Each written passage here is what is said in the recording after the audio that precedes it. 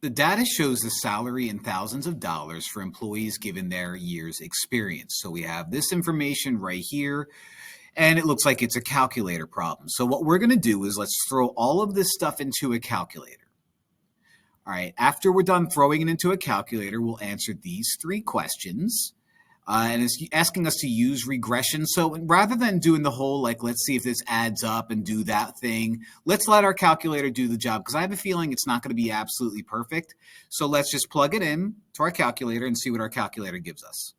All right, so let's type some of these numbers in. Stat, edit. Now, I think that what I said before is, rather than like counting, if you're already noticing already, I really can't do the, hey, let's count and see how far apart these guys are, because these numbers are not equal length input value intervals.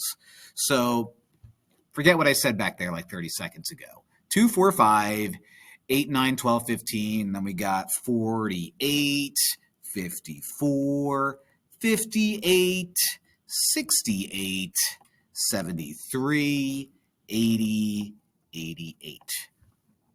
All right, no mistakes at all. First thing that I have to do is figure out if this is linear, quadratic, or cubic. So why don't I graph these points on the graph? Now, hitting graph won't do anything for me. What I have to do is I have to hit second, stat plot. I have to turn the stat plot on. And already what it's going to do is it's going to give me the dots according to the stuff that I plugged in. Before I hit graph, since I'm using stat, I need to go to zoom first and do zoom stat. So go to 9 and we'll see our dots. Now those dots aren't in perfect order, but you know what? They look pretty linear to me. So we're going to go with linear for that one and write that down. All right, so basically the dots were in a nice straight line, not perfect, but good enough. So I'm going to circle linear for that one. Now that I know that it's linear, when it asks me to write an equation of the regression curve, I'm going to use LinReg and see what equation I get in my calculator. Now, part B is asking us to find the equation of the regression curve. We know that this is linear. So let's quit out of this. Our points are still in the thing. Let's go to stat, calc, and use LinReg. Use 4. So when I go to 4, and since, by the way, C is asking me to use this equation to plug in 11, what I'm going to do is when I go to store regression equation, I'm going to hit vars, y vars, function, y sub 1. And what this will do is this will store whatever equation that I get into y equals, so I can do part C without having to type out the whole world. So if I hit enter, it gives me my equation.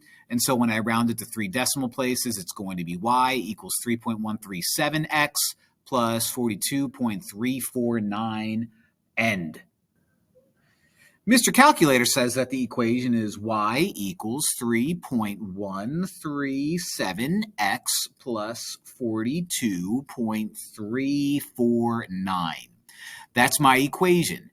Use that equation to predict the salary of an employee with 11 years experience. So I'm going to throw that back into my calculator and see what I get.